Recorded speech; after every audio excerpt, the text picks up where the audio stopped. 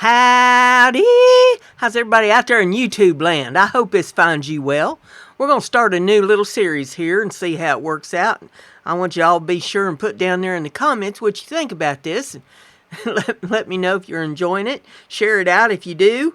It's still in the works. I'm still working on backdrops and all that kind of thing here, so bear with me while I try to perfect this thing. If you have suggestions, you might throw them at me too. I may take them, I may not, but you don't know unless you try, do you? The name of this series is And That's When the Fight Started. So this should prove to be amusing.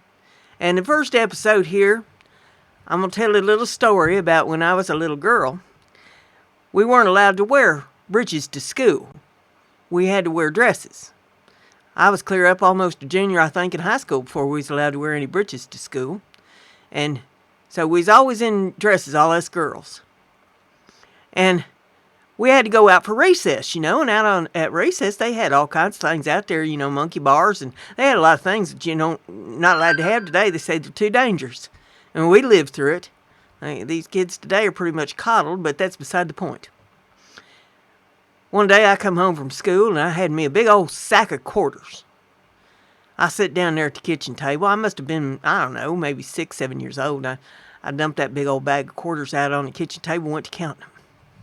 My mother's standing at the sink and she turns around and sees all these quarters. She says, "Where'd you get all them quarters?"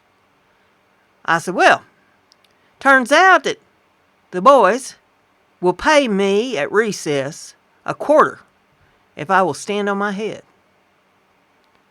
And she kind of staggers back from the sink a little bit, looks at me, and she says, "Don't you be doing such a thing as that. Them boys are only doing that so they can see your panties." And I said, "Well, I fooled them. I wasn't wearing none." And that's when the fight started.